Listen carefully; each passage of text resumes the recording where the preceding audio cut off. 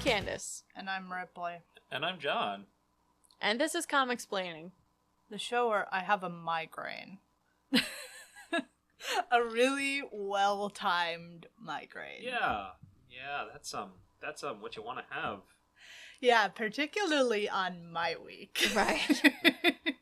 Or I can't just lay back and coast a little bit. No. I mean, I would have switched with you if you wanted.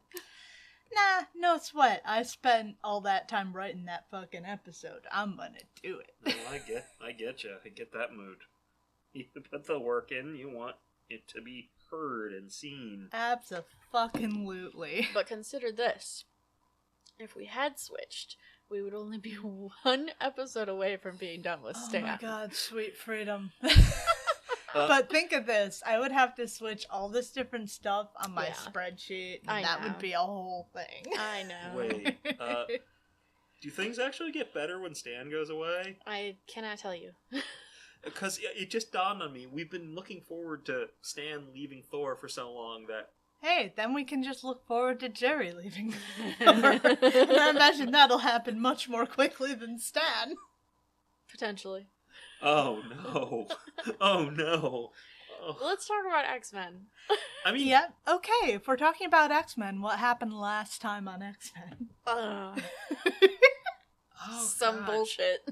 There was a scatter shot of stuff. There were 2 stories last week. And one of them involved a lot of bullshit. One of them involved a lot of bullshit. Wait, what? Didn't one have Iron Fist break into Jean's apartment, and the entire X-Men ended up attacking him? Yes. Pretty much that's what happened in that whole episode. It was just... The whole issue. Yeah. The whole issue, yeah. It was just a free-for-all inside Jean's apartment. And against Danny. Against Danny. And it's a good thing he was the owner of the complex. Aurora got hit with potato salad. She did.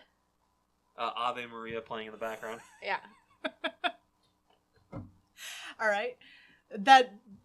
You pretty much can sum that episode up, that issue up in like 3 sentences. Yeah, that's basically the whole issue. It wasn't much. There was other stuff going on the Iron Fist side of it, but none of it makes any sense without context. And we don't actually care about Iron Fist. Are you sure? You mean we don't care about Jean's roommate's ex-boyfriend? God. Look, until that becomes part of the Greater Westchester Polycule... They already are. They already are. Okay, so I do care about him as a member of the Greater Westchester Polycule. We will not follow him. A former member, because he broke up with Mystic. But are you saying he never rejoins the Greater Westchester Polycule? I have no idea. I don't recall. What happened in the second things? There yeah, it was the team up with Spider-Man. Yeah. Where we had the plane crash. Iron Fist is easily summed up in 3 sentences. This fucking mess. Had stuff happen in it, and it's not important, so... Well, no, none of it was important. No. The salad was important. That was the first issue. The X-Men and Professor X and Peter were on a plane for some reason. With some people. There was a senator and a scientist, and the scientist was Russian, and he had a translator that he didn't need. Correct. Because it was his wife's brother. Yes. Well, sometimes you have nepotism. Yeah. And then there was like a research place. Nuclear disaster that turned these guys into gods. That turned the people there into Hindu gods. Yes. Specifically. Does it matter that they were Hindu gods? I don't know. Well, they were Hindu gods because the guy who was at the epicenter of the blast was an Indian man. Yes.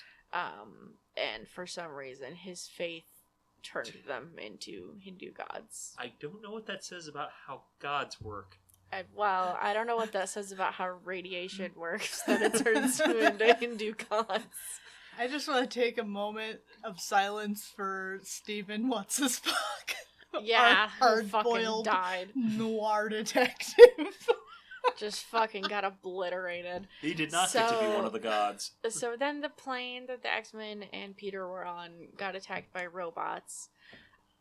And Peter went to the bathroom to change into Spider-Man, and no one noticed that Including Spider-Man was puking underneath him. Yeah. But Spider-Man was suddenly on the plane in the middle of the air. No one ever noticed that Peter Parker went missing. No.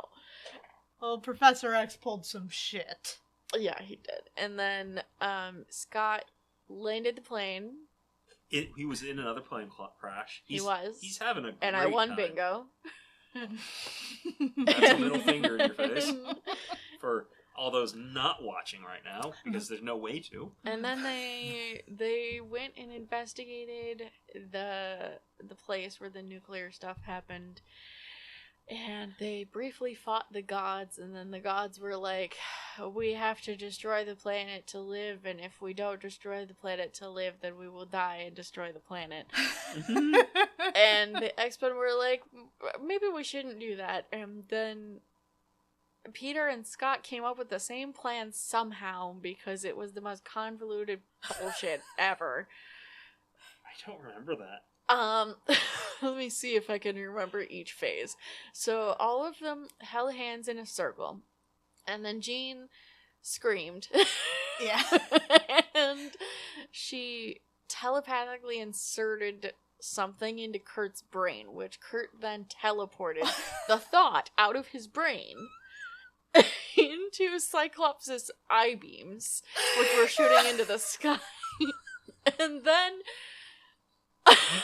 Banshee screamed at the eye beams, which did something. You can understand why I wasn't able to... It was the cork on the champagne bottle. It held the eye beams in, I guess. And then see, I didn't remember this because Aurora this is was horseshit. cooling off the area. This was such horseshit. And then they let it go, and it shot the gods into space for some reason. The end. And that was it. And then they all left. And Professor X wiped everyone's memory. Yep. As it was the style of the time. We didn't cover this, but the X-Men actually gave Peter a lift home and then dropped him off somewhere where he fought the Hulk. So that was a really good issue. Yeah, it was great. It was my favorite one. I remember so little of that bullshit. With that out of the way, I bet you guys are itching to get back to the story. To the all-new, all-different X-Men. Well, too bad, because we got another episode full of horse shit as I continue to edge our audience for discipline. I love it. Really going for that explicit tag, aren't you? But we'll at least pick up an issue of X-Men this time around, starting off with X-Men 110 from January of 1978, written by Chris Claremont, penciled by Dave Cockrum and Tony DeZuniga. Can't help but notice, sorry to interrupt, but I can't help but notice that we're reading the original X-Men version and not the classic X-Men, which means they didn't see fit to reprint it. Indeed, yeah, we're not going to be reading the classic version of this one. They did not run it, so because it doesn't exist. So that's promising. I hadn't even realized that. My brain was focused on the fact that they've been saying all new, all different for a very long time. Considering Dave is back, I think we may have another deadline fumble on our hands. Oh no. But I could be wrong. It's also inked by Tony DeZuniga, and I may be pronouncing that wrong. Colored by Andy Yankees and lettered by Annette Koecki. Tony DeZuniga is a new name for us, so let's learn a little bit about him. He was a trailblazer for other Filipino artists to follow in his wake. He's the first one that was brought onto one of the major American publishing houses. Cool. Dope. Yeah. And he's also one of the creators of Jonah Hex, so that's neat. Huh. Cool. Also of note before we move along, Elsewhere in the X universe, the champions and their long, proud run have already run out. The original champions. At this point, The bad ones, yeah. At this point, less famous than the current team using Hercules was there. He was. I know that. He was. Apparently he made Bobby have gay thoughts. That makes sense. I mean, he's Hercules. He makes a lot of people have gay thoughts. That's kind of his thing. Yeah. It is kind of his thing. Genuinely, though, the original champions are so not famous, I'm pretty sure they've been supplanted by a newer team. Yeah. We haven't been covering much of what's been going on with Angel, Bobby, or Beast, because there's a certain amount of presence with the team going on that I kind of require to follow them. Like, there are 2 X-Men on the champions, but it's so tuned out from anything else going on that there's really not much promise in following it, because it doesn't have any bearing. It doesn't matter. It has no bearing on what we're doing here. But we will dip in on some things if it's like a good or significant story. Charles feeling better, apparently Moira is soon bound for home on Muir Island. And so the mutants have decided to mark the occasion with the first of many games of X-Men baseball. I literally saw an article that showed this cover, this page. Ripley talks all the time about the X-Men and team sports. Softball in particular. You know, it's the only thing you can do that can include the entire polycule. We all say in eerie unison. It's a date night. And X-Men baseball. So Piotr's up at bat in a turtleneck. It's a look. And apparently our good-hearted Russian beefcake has been absolutely crushing it at baseball, taking to America well, hitting the ball out of the park the last 2 times he went. Okay, we're gonna make fun of Piotr's turtleneck, but we're not gonna talk about Sean's jeans. Wolverine His is wearing... athletic jeans. Wolverine is wearing his uniform. So is Kurt. Yes, but Kurt doesn't have any other clothes. Scott has a fucking polo shirt. The fact is, I'm pretty sure Logan over there has other clothes. We know. None of these people are dressed for baseball. It just kind of No. happened impromptu. Yeah. An impromptu baseball game just broke out. As it does. Like a fucking flash mob. As we all do. Mm-hmm. You know how it feels. You're just in the middle of something, dressed completely inappropriate for baseball, and suddenly you're playing baseball. And despite a masterful pitch by Kurt, yet again, Petey hits it out of the park, leaving Jean Grey to use her telekinesis to try and prevent another close call with a plane flying overhead. Oh my god. Because the fun thing about X-Men baseball is that powers are allowed. Even as the Phoenix nabs the ball, Rasputin's off to the races, legs pumping as he sprints for first base. Sorry. I'm dying. Go on. Jean tosses the ball to Logan, who extends his claws through his catcher's mitt. Why would you do that? Why? I'm not entirely clear on who gets the ball, if Piotr intercepts it, or if Logan catches it. What is he trying to do with his claws, though? I don't. I'm pretty sure if Piotr... I think his plan is to stab Piotr. I'm pretty sure that as per the standard rules of baseball, if it touches Piotr, he's still out. It doesn't Does matter. that count if you throw it at the guy? Yes! Yes, I think it does. Oh my god. Well, you're not supposed to, but yes. It just had... The rule is generally, if it touches him after it's been caught...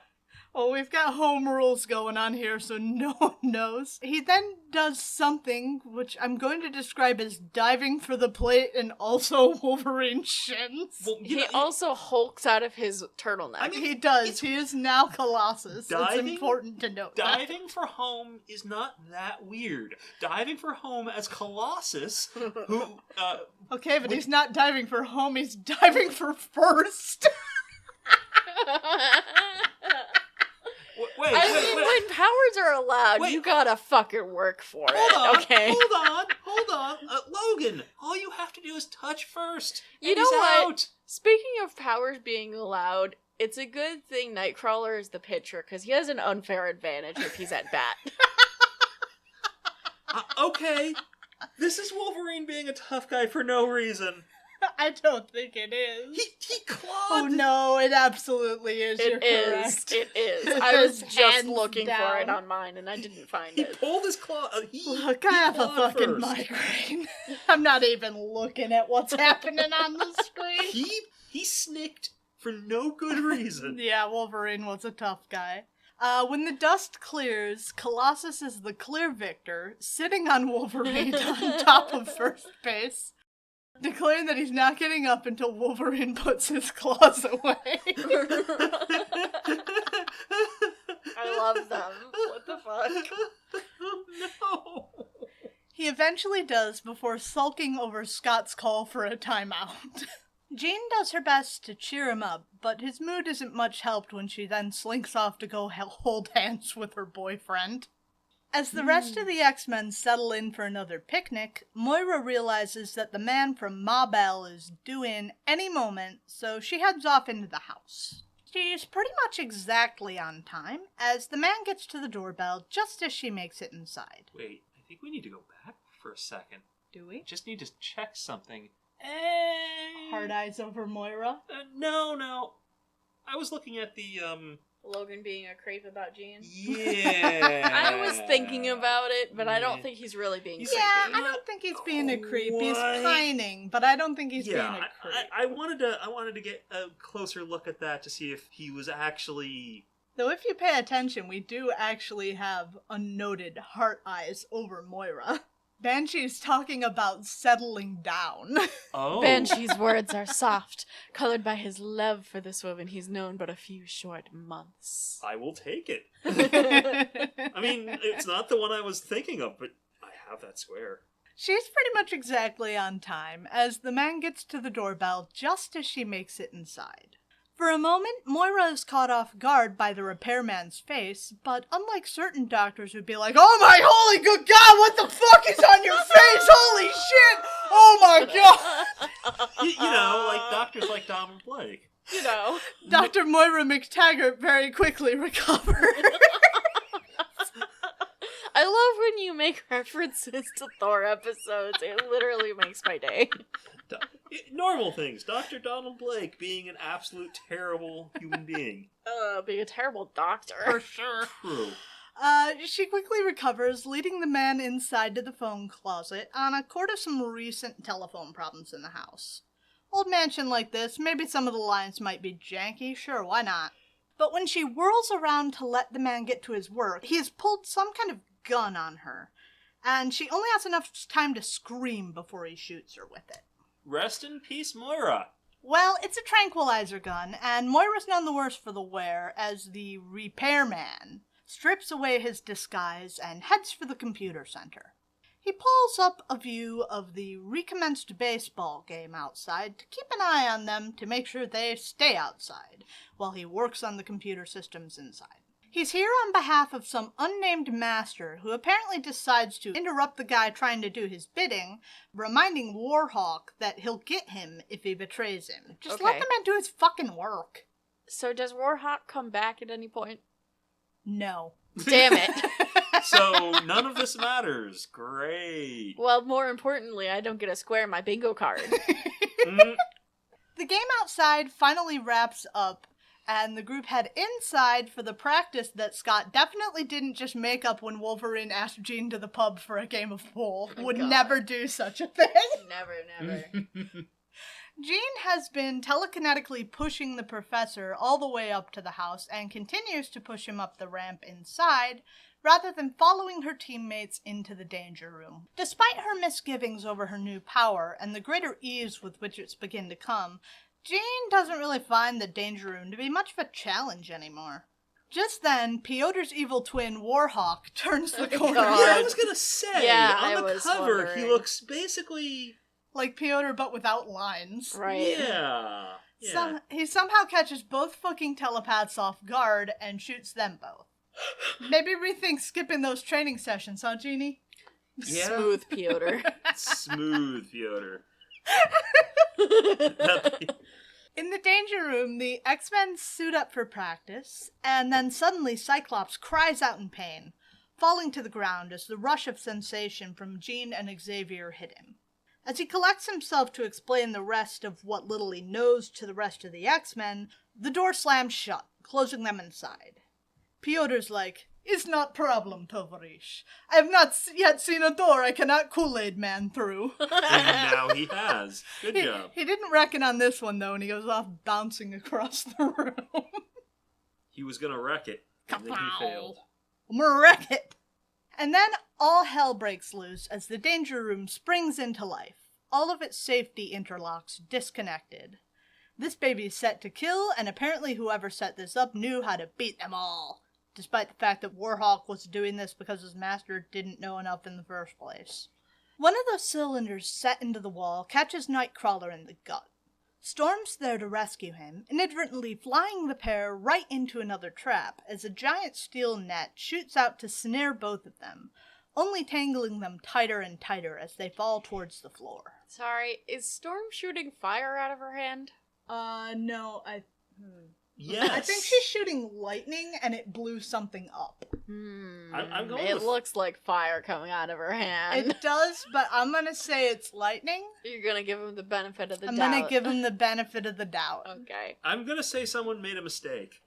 I think poorly implemented art is Or more likely, though. Bad coloring, maybe. Yeah. Piotr finally pulls himself back together just in time to yeet Wolverine up to cut the pair free, much to Aurora's thanks. And he's like, "I would have done it for any girl," before diving down to tackle Scott out of the way of some flying razor boomerangs.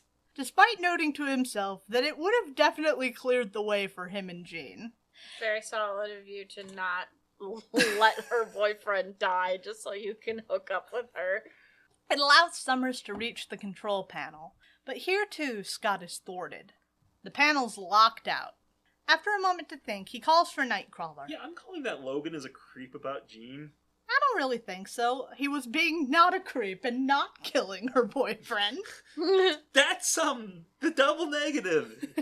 That makes it a positive. That's a creep. I don't think it counts. After a moment to think, he calls for Nightcrawler, asking him to take Wolverine and bamf out of the danger room to pull the plug. Given the strain it took for him to teleport he and Lalandra out of harm's way up at the M'Kran crystal, Nightcrawler has some misgivings. But despite them, he goes through with it, bamfing away with a cry of pain. Outside, both re-up in a poof of smoke, collapsing in a heap on the floor. Up above, Aurora is the next X-Man to fall victim to the danger room. One of the many stun bolts flying around the room catches her mid-flight. She flies out of control, tumbling groundward once more, but a thin metal platform slides out of the wall, revealing that the real winner of X-Men Baseball was a real dark horse in the race, but it looks like we're gonna have to give it to the danger room. A mere moment after her rescue, the platform suddenly folds up into a box around Aurora. The claustrophobe struggles not to lose control of her fear, but outside, Banshee knows just how terrified she is. Fun. Sean scoops up Scott by the britches, taking off to try and free their teammate, but suddenly sound-baffling panels begin to fold out from the walls of the danger room. They soak up the sound from the room, and Banshee's flight begins to falter. Cyclops manages to catch himself on the debris of some previous equipment, already fed up with this GLaDOS horse shit when the new and improved Colosso charges out from a hole in the wall. Oh my god. Wow. Colosso versus Colossus seems like a no-brainer, but that idea doesn't make it too far into the fight before Colosso just covers Piotr in glue. I don't like this. This is going pretty poorly. Yeah. I don't like this glue. Outside, It's not as bad as the... Mephisto's cum signal. Yeah, it's not that bad. It could be worse. You're right. least, It could yeah. be white instead of yellow. They learned. Yeah. They've learned in the intervening time. Outside, Wolverine recovers. Staggered and dazed, he just stares at the controls to the danger room. But because he's confused, he just decides to stab the computer until it gives up. Good job, Logan. I mean... That might make all of the everything go crazy and go off all at once. It might release the poison gas. It's also the poison gas that they have. deadly neurotoxin. Exactly, the deadly neurotoxin that kills them. Nice and loud. Loud enough to draw Warhawk's attention. Rather than just shooting Wolverine again, he cold cocks the Canadian. As always, Wolfie's down for a scrap, but now Warhawk, the ultimate soldier, self-proclaimed, pulls his gun back out. Ah, but Wolverine is the best there is. At moving. Yes, at That's moving. true. It's a flechette pistol firing rocket-propelled darts, and I don't think any of those words actually go together. That's excessive. I don't think any of that actually works together. Soldier for whom? Yeah, I was gonna say, for being the ultimate soldier, he sure is doing a lot of subterfuge. The Swiss? Given the colors he's wearing and the crosses he has? Oh my god, the Swiss have come to tackle the X-Men. Yes, the Swiss have decided What that about the skull belt buckle, though? they're German. He's the... you could go that way. See, I was gonna say he was the Swiss Punisher. And he's gray. So, the Swiss are feeling very dark. Wolverine just cuts the rocket-propelled dart in half midair, and then he's on Warhawk. But his claws only skim off the man's steel hide, because he really is just smooth claws. And now in close quarters, he can fight back, grabbing Wolverine before flinging him right back at the danger room door. Ah, but it's a good thing that door is nigh indestructible. The Canadian falls back away from it, but his exposed skin sizzles against it. Before the two combatants' eyes, the door begins to glow white-hot before Colossus tears the metal asunder. What? What? Maybe he just friction punched it so hard it broke. Now, see, my idea is I thought they were all kind of focusing their power on it again. Yeah, like they do. Yeah. No, his fists just He caused... just punched it super hard. Just like how Aurora can shoot fire. He's giving it the speed bag treatment. It's like how Scott just punches things still. Yeah. Yes, if his eye punches are also hot, then clearly Pyotr's regular punches can be hot. The rest of the X-Men begin to pour out of the newly opened hole surrounding Warhawk. Without any way out, Warhawk goes for a poison gas bomb on his belt that his master gave him to get out of just such a situation, but finds it missing from his belt, stolen away by a grinning Kurt who tosses it from hand to hand. Kurt does some trolling. Kurt does indeed do some trolling, and if you have someone speaks a foreign language, we have that as well. I don't. Once again, John has way more spots than I do, but I'm probably still going to win. You did pretty good last time. No one speaks a foreign language here. Is it that time already? The final smackdown ensues with little fanfare, and it's short time before the police are there to cart Warhawk away. Captain Delaney is none too happy to be dealing with this again, apparently something of a regular frustration for the captain, as it keeps happening without any satisfying explanation from Xavier. Damn you! That's honestly a really endearing bit of world building for me. Why not? I wasn't expecting a straight answer. Yeah. Anyway, be seeing you, folks. That's what he said. See, I was expecting this guy to be one of Chuck's friends. I like this so much better. Yeah, it is I better was this just way. at least hoping for someone to explain their entire backstory. Not this Nope. time. Jane finds herself troubled over her failure against Warhawk.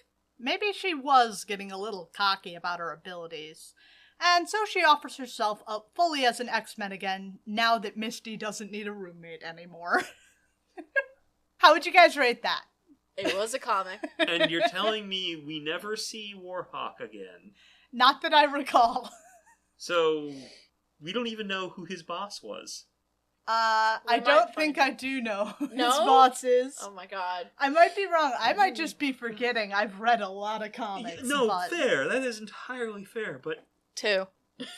Yeah, if that's how little this matters. They didn't think this was fit for reprint. Right. And it wasn't, but I thought it was kind of fun, even if it was stupid. I love the X-Men baseball game. It was fine. I mean, that might be the most important thing that happened in it. It started a long history of X-Men baseball. Yeah. I'm gonna give it a 3 just for the baseball. Yep, I'm at about a 3 as well. You're at a 2? Yeah. All right. How do you think CMRO rated it? I'm gonna think 70. They're gonna be generous. I think they're gonna be generous to this one. Okay. 3.12. So right around where you and I are. That feels generous for this one. I promise we'll do something more impactful next time, but it sure isn't going to happen in our next issue. Oh, boy. Oh, no. Oh, no, my you opened email. Windows Mail. Yes, your next issue, mail. My files. What the fuck? Oh, my God. You know, I was wondering... Oh, my God, it's the Pharaoh. It's the Pharaoh. Oh, my God. Oh, my God, my Alex Throwback. space might actually be meaningful. My Alex space may be meaningful. Same. This is Marvel Team Up 69 from February of 1970. Nice. Written by Chris Claremont, penciled by John Byrne, inked by Ricardo Villamonte, colored by Mary Titus, and lettered by John Costanza. They really did just throw Spider-Man in all of these Marvel Team-Up issues, huh? It pretty much is. I can only think of like 1 or 2 that he wasn't in, and one of them is that Human Torch Iceman story. Right. Spider-Man is the Marvel everyman who goes everywhere and does everything. That's why he is in a football comic. Marvel Team Up is pretty much just like the 3rd Spider-Man comic at this point in time. There's Amazing Spider-Man. I forget if it's called Peter Parker Spider-Man or if it's Peter Parker Spectacular Spider-Man at this point in time. And Marvel Team Up, which somehow always features Spider-Man. He's really doing the work. he's doing it. He has the range. A few new names in here are Ricardo Villamonte and Mary Titus. Ricardo is a South American artist, mostly known for his work on horror titles, but in a search I couldn't find much more information on him. What is he a himbo? Mary doesn't have a whole lot available on her either. Women in comics! Women in comics. Oh no. I feel like there was some himbo moment in I that. put down Piotr as a himbo specifically because of when he tried to Kool-Aid Man a door. Okay. That was it. Then I will also claim Piotr the himbo. I think it's fair. I'm sure you guys are itching for the return of the Living Pharaoh, so I let's am. get to I it. can't wait to see that bastard. The who? So remember how Alex dipped with no warning to anyone but fucking Moira? Yeah. Well, here he is. Yep, here he is. Bundled up for a walk along the shores with his girl. Lorna and her accursed green hair. It's just dye, guys. It's not a power. No, green she used hair to dye isn't- her hair brown. Green hair is not a power. Dr. McTaggart is a woman on the move, and she and Jamie are in Edinburgh. So Alex and Lorna have the evening to themselves. Unfortunately, they didn't count on being ambushed by a gang of white Egyptians, so they practically deserve it. Cultural appropriation, guys. This is weird. You're being weird. From above, the Egyptians open fire with an energy blast right between the pair. Alex, explodes out of his clothes. As you do. Damn it, it's not Sean. And into costume. But, so he isn't naked. Damn. Nope. And he blasts the group by the rocks, only to be attacked by an air car. Only now, after a moment to think, does Alex recognize these guys as the Living Pharaoh's goons. You know, that's a surprising amount of time to see them and not recognize. Not register that, especially considering it's you.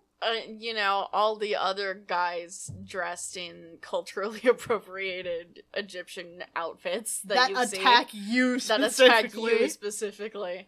Is this a normal thing in your life, Alex? I mean, it He is. was yes. having a perfectly normal life until these guys showed up Yeah. and kidnapped him, and it didn't dawn on him. Right. Lorna isn't exactly defenseless either, pulling the air car to pieces as the goons try to dive for safety. The lackeys from the rock have recovered, though, and unnoticed, they announce their presence by firing at the cliffside she stands atop. Caught off guard, Polaris topples down into the sea below. And distracted by his girlfriend's plight, Havoc is snared in a power-neutralizing bolo thingy. Well, that's, As you do. Pinned tight, he is helpless to do much of anything as the Pharaoh's goon squad carry him off into another of the air cars. He pleads for them to just rescue Lorna, but they're unsympathetic and not exactly stupid enough to let him out to go rescue his girlfriend on the promise he'll be back in cooperative, swearsies. Rip Lorna. There's not really anything he can do about it, though, but as they fly off, we do see Lorna's hand clinging on to the rocks below. Across the pond, Peter is burning the midnight oil, studying the night away in one of Empire State University's chemistry labs. He's readying to pack it in for the night when he suddenly notices a light on in his professor's office. Aware of Professor Craig's earlier departure, he creeps across the room. There are two guys... Yeah, I did that. He's listening as two of the Pharaoh's goons are stealing some kind of mystical ankh, discussing Havoc's capture. They sure are dressed in costumes. They are. Intrigued, Peter webs the door closed and suits up, waiting for the goons to try and exit Craig's office. But after a few quiet moments, he finally places a whine outside as a jet and not the wind because the goons are going out the window. Oh my god.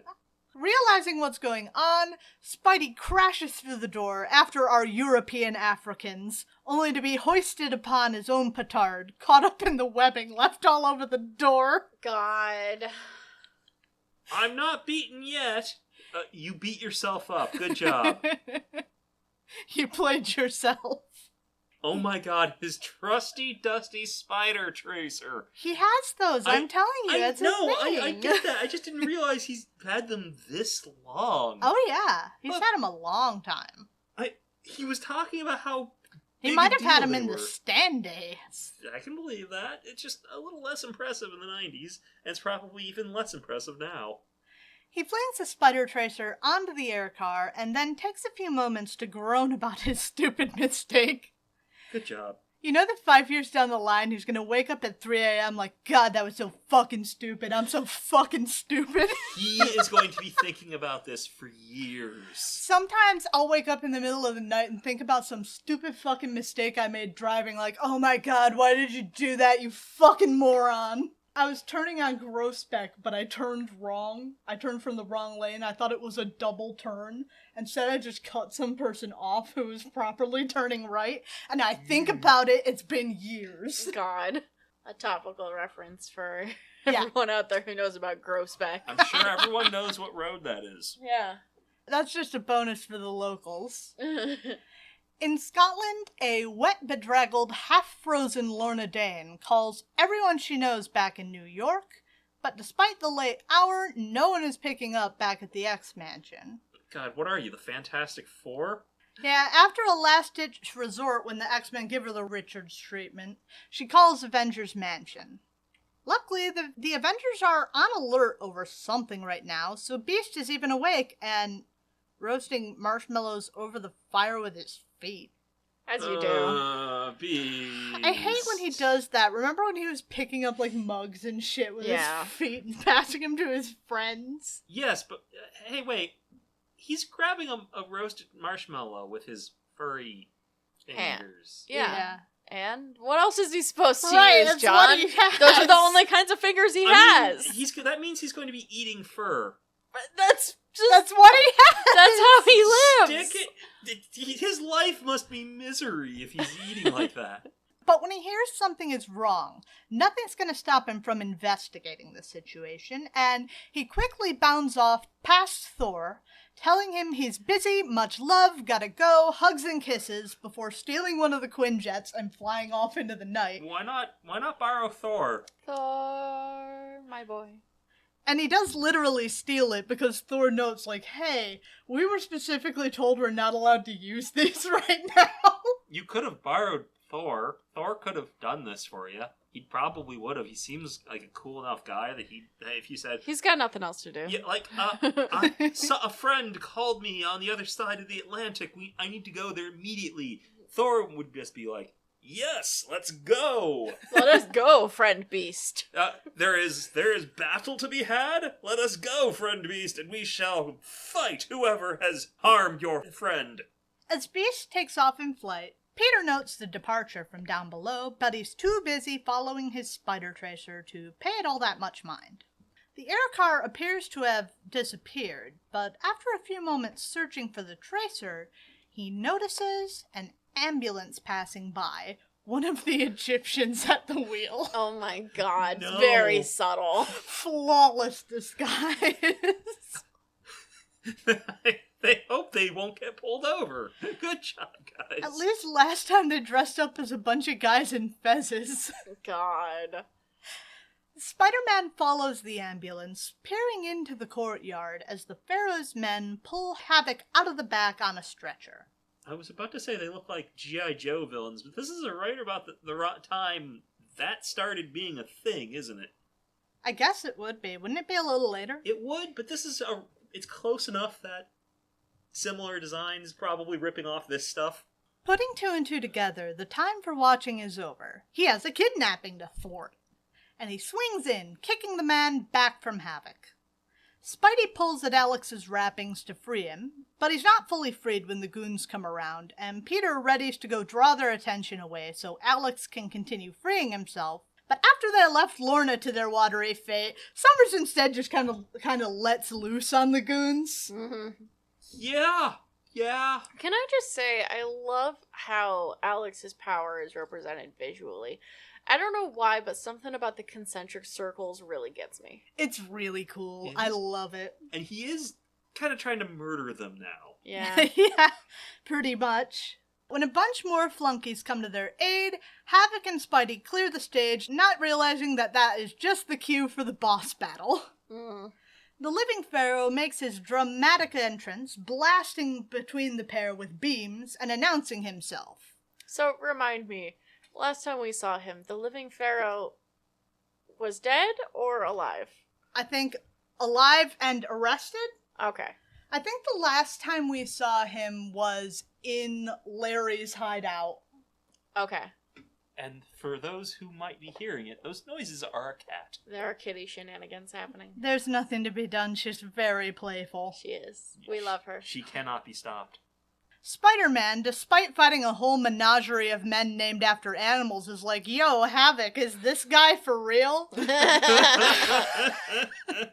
To which Alex is like, yeah. Wow. So I guess there's a hierarchy of how pathetic your villains can be. Good job, Alex. You have the more pathetic villain. The Pharaoh is here, back on his shit again, bound and determined to defeat Alex once and for all so he can claim his full power. Spidey decides to try and buy Alex a little time to recover by playing distraction, and is quickly thrown into the room of a Muslim woman with a widow's peak to make Dracula jealous. Boy. I think it's actually bangs, but they're terrible and I hate them. We know she's Muslim, by the way, because she says, Allah preserve me. Yeah. So. Yep. It's not just a weird stereotype that we're going on. I just No. wanted to make that clear. They wanted us What's to... a stereotype that Muslims have terrible bangs? I don't know. They just wanted us to be very clear that this is not a Christian woman. Yeah. I think what they're noting, because I did mention an embassy earlier, I think they're noting that this is the Egyptian embassy. I think that's what they're specifying here. Okay. I'm not entirely sure. But, she's quite distraught, and not just that some guy got thrown through her window, but also that he doesn't appear to be moving. Rip Spider-Man. It's such a shame he died in the team-up book. It's a real shame that we haven't seen him ever since then. Alex is even angrier now that 2 lives have been taken in this fight, and he and the Pharaoh cut loose, meeting power for power. They do this for several minutes. Just a fucking Dragon Ball Z screaming match. But they specifically note that this goes on for several minutes. Please stop. Sorry. Until Bad one of the listening. goons throws a chain with the Ankh around his neck, and somehow that turns his own power against him. Sure. Fuck it, sure. At the Pharaoh's order, his men carry Alex off to his very dramatically themed laboratory. Wait, how many times? So this is the second time he's been carried off? In this issue. Yes. Alex, you're kind of more pathetic than Peter. And they sat Alex down into another of the glass coffins. Though this time it's not going to kill him. He's just going to be stuck in it forever, serving as a battery of sorts for the Pharaoh. Cool. Yes, that's not worse. That's much better. Not So worse. much better. Not worse. Not worse at all. But Not a nightmare. But when they try to close the lid to entomb the X-Men, it won't budge. When they look up to investigate... He's just there. They didn't notice. How do you... What? How did they enter this room? Their eyes follow a thin cord of webbing up the wall and into the shadows where Spider-Man crouches. Uh-huh. It seems rumors of his death have been greatly exaggerated. Sure. He knocks down the goons with little trouble before talking himself through his plan of taking off Havoc's fancy new accessory. And the Living Pharaoh bursts through the door like, "If you do it, I'm gonna make you regret the day you were born." The Living Pharaoh has got his mankini on again. He Oh, does. God. It's a terrible, terrible, Such a terrible bad look. costume. Wait, this man has a change of outfits, and It's worse. It's worse. It's significantly worse. I don't like it. I do not like this outfit. The Please. Pharaoh get-up looked much better than Yes. this. Please get back in your weird cultural appropriative garb.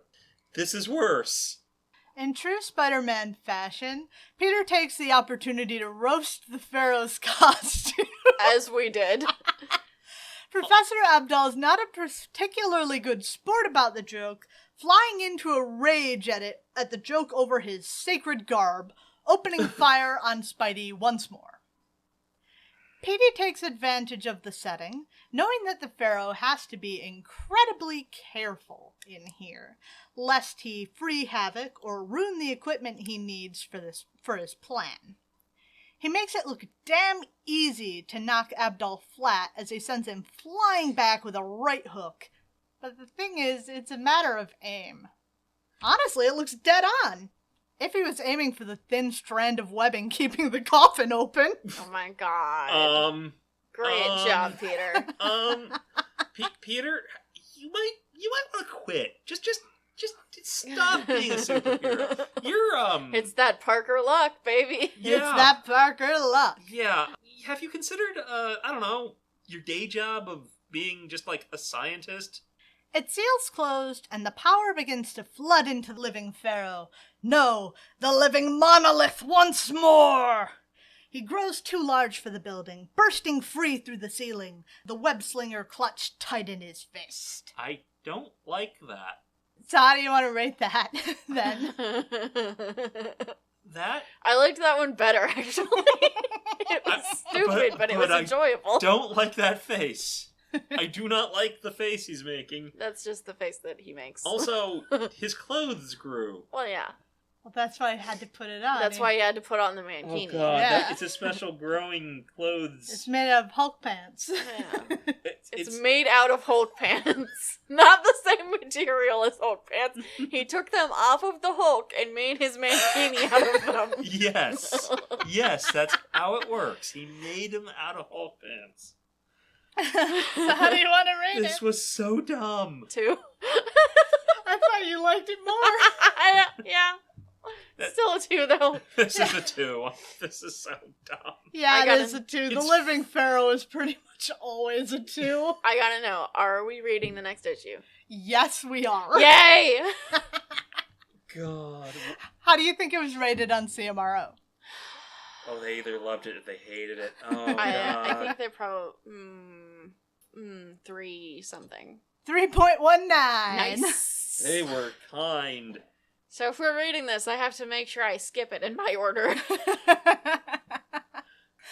We're going to follow this along to Marvel Team Up 70 from March of 1978, written by Chris Claremont, penciled by John Byrne, inked by Tony DeZuniga, colored by Phil Rachelson, and lettered by Annette Koecki. So it's good that Beast didn't take Thor with him, I guess. Yes. I bet you thought the next one was going to be Beast. Yeah, I kind of did. As Professor Abdal takes his evening constitutional... God. Oh, okay. So we're destroying New York. We're just destroying... Is that Stan? The people of New York City are feeling significantly less chill about the proposition, running for cover in a panic. It probably doesn't help the situation that he's not looking where he's going, doesn't care if he steps on anyone, and is booming out about the gods of ancient Egypt as he strides out onto the street. Yeah, they're gonna hear you in New York.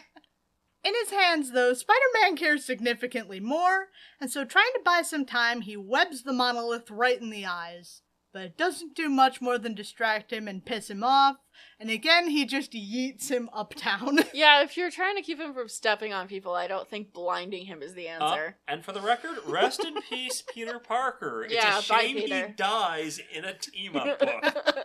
Team up number 70 or what the fuck ever. Yes. Flying backwards, Spidey fires blind, hoping to hit something to grab onto, but his webbing goes wide. Wow, he really was prepared to die. Good job. John, load up your Thor bingo card. No time for another, but he still gets to die another day, as suddenly from below flies Thor, scooping Peter up by the waist and setting down on a nearby rooftop, where Pete starts to explain the story so far. My boy. After... X-Men monthly in May. Yup. There's a billboard ad for the X-Men comic. Wow. In the comic. There is. I do not Well, I know. mean, it is also Chris Claremont and John Byrne, so... Yeah. Advertisement. After hearing him out, Thor heads after the giant, stealing all of the red out of his costume in his did. wake. He did. We used all the red on Thor's cape. We couldn't give any to Peter. To be fair, we made it pretty luxurious. It is. Look at that cape. Down below, the monolith continues to stroll as dawn begins to break over Manhattan traffic. He then decides to conveniently start floating, so I guess at least he didn't disrupt the rush hour traffic down below. Oh, for a second I thought he was gonna use cars as roller skates. For a second there, I thought he was just going to crush some cars for good, clean fun. I guess he didn't kill people either, so there's that. Good. Then Thor breaks onto the scene, and potentially the monolith's cheekbone, and I love his line here. "Hold, villain, before thou dost take another step, be it on earth or air, thou wilt answer for thy manifold crimes to the god of thunder!" That's my boy. That's my boy. I'm guessing Abdal was probably the kind of kid who threw things a lot, because he throws Thor off somewhere else as well. Just backhands him, and I am the living monolith, Nat. I answer to no one. And I really like that he's got all this power, but all he's doing is just throwing things. Yeah. The Thunder God's not done with the living monolith. Though the Pharaoh unleashes his cosmic energy at Thor, his spinning hammer manages to, if only just, diffuse it away. Meanwhile, Peter seems to have caught his breath, dashing over rooftops to the scene of the fight. With Thor keeping the monolith occupied, Peter puts together a plan. Okay, so Havoc in the coffin is the problem. He's having a great time. If you were Peter, and that were your hypothesis, what would you do, you smart science boy you? I respect that about you so much. What would you do? Open it. Break the Open it. sarcophagus? Get him out of Open there? it. Yeah. Obviously you test it, but how? Now for me, that's what I'm saying. You take advantage of the living monolith's distraction, you go down. Use my hands. Yep. Open the coffin, take the ankh off, let Alex out of the coffin. But if you're a big brain spider boy gleefully proclaiming not an issue ago that you just pull an all-nighter, you shout your plan to Thor for him to do something, turning everyone's attention on Summers. And Thor, of course, just acts immediately on request. So is Alex aware of what's happening here? Is he aware that this is he hearing this? Is he watching this? Hang on. A Thor in midair immediately throws Mjolnir at the casket. No You thought, can't. just impulse. You can't fly without that. No. Now imagine being Alex, and if he's aware of this, his eyes locked open, watching the hammer out of the corner of his eye come towards him. He's already trapped in hell. But just wait. Of course he acts immediately. It's like, Havoc in the coffin's the problem, you say?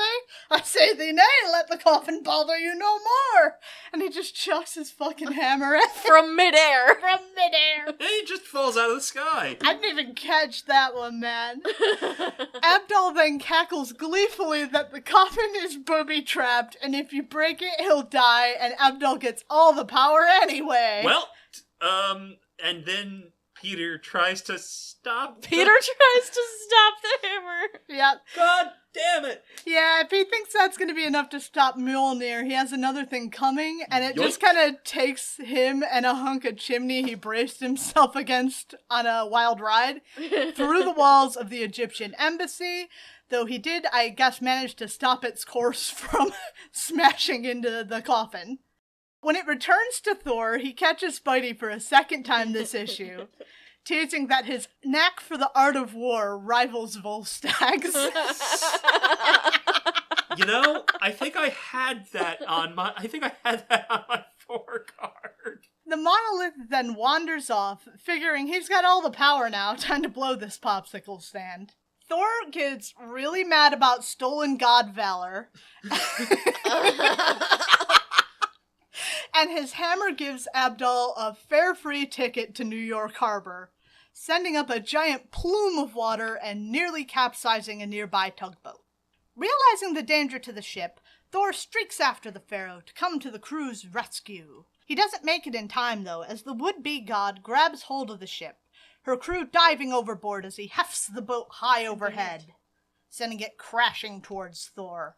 What did Mommy tell you, little Abdul? We don't throw! Oh my god. Spidey swings up to the observation deck on the Chrysler building, borrowing a set of binoculars from a couple on their second honeymoon to observe the fight downtown. And that does the trick. He's got another plan! Oh boy. Oh, Another no. fucking brilliant plan. Peter, stop having plans. I think he's slap happy from his sleep loss. Here's a plan. Go back to where Alex is and open the fucking coffin. Maybe get the rest of the Avengers here? I don't know. You don't need the rest of the Avengers to open the fucking coffin! I don't know. Get bigger brains than you have on hand. Apparently, even though supposedly the monolith didn't even care anymore, thinking Havoc dead, his goons still dutifully prepare to cart the young mutant away again. Peter only now thinks to double back, and this time actually rescue Alex. Oh my god. Amazing. But he actually does do it, knocking out yet another pair of European Africans before leaning over the coffin to release baby Summers. Call that a Euro frickin'. Meanwhile, the Monolith and Thor are making one hell of a light show, as Thor's got damn near a hurricane going, striking the Living Pharaoh directly with lightning, but it doesn't gain him even an inch of ground.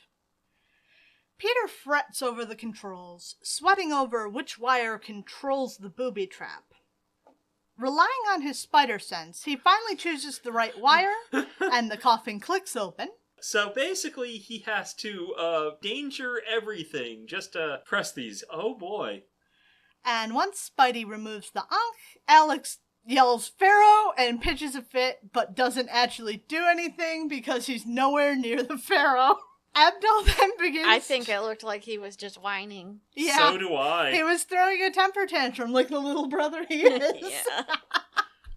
Abdul begins to shrink before suddenly vanishing. After a while searching for his foe, Thor returns to the embassy, pleased to see Alex already free. As Spidey and Thor discuss the fight, Alex is suddenly reminded of his girlfriend's plight, to which Thor says he'll talk to his good buddy Anthony to help him get home. Mm-hmm. My good buddy Anthony Stark. Anthony, yes. That's how we remember him. Yeah. And Thor flies off with Havoc, leaving us on the note that X-Men is finally going monthly. How do we want to rate that? I loved it. That was a gigantic mess, and Peter Parker is a disaster who should not be allowed to superhero. I think he's sleep deprived. Yeah. Probably. I'm gonna go with 3. That was fun. It was really stupid, but it was fun. It's the funnest Living Pharaoh story we've had so far. Yeah. Neither of you did actually rate it. I said 3. Okay. Or I agreed with you at the very least. Okay. See, Sorry, I have a fucking migraine. I want to say 5, but I feel like that's going to be obvious why I'm saying that. You justify your 5. My boy is here. And he was amazing. He was pretty good. He was in top form. Yeah, Thor. You fucking hammer throw. You know, Fucking immediate that makes hammer. him fall out of the sky. He's got that himbo energy for sure. Absolutely. I'll be conservative and give it a 4. Fair. So how do you think Samuro did? Probably low, too. 3.38. Oh, shit. Better than the last one. Everybody decided that was at least fun enough to go along with. Even if it was a ridiculous story that made absolutely no sense. That's gonna be it for us. We had a pretty long one because I had to throw another story in here. Nobody got bingo. No. Nobody got bingo. We're gonna be back at you next week with Thor. If you want to see that fucking wild ride Peter takes through the Egyptian embassy, you can watch What happened our to show. the hot chick? I don't with know. the widow's peak. Nothing. She was just there. She was just there, Okay. and she was like, holy shit. And then, nothing. Then nothing. Then nothing. Got it. Uh, She was hot, though. Yeah, if you want to see her ridiculous widow's peak, you can follow us over on YouTube, where we put out a video version of the show with little clips about stuff we're talking about. Like and subscribe, hit the bell button, leave a comment. We just need some interaction over there. That'd be great. We would really appreciate that. On that note, rate and review on your podcatcher of choice. We'd appreciate that. If you want to support the show, we have Patreon, where our football Super Bowl special is going to be coming out this next week. If you want to follow us over on social media, we are on Tumblr, Twitter, Facebook, and Instagram. Who would you draft for X-Men baseball? Yeah, if you want to email us your X-Men fantasy baseball team, hit us up over on comicsplaining@gmail.com. We'll read it on air. If you want to join us over on Discord, just ask, and we will be more than happy to provide you either a Thor or X-Men bingo card, because I get 30 of these little bitches every time I make one, and I make one every week. All that done, we're going to be back at you next week, and we look forward to talking to you then. Bye! Bye. Bye. That's me being John. Yeah, John disappeared. Bye!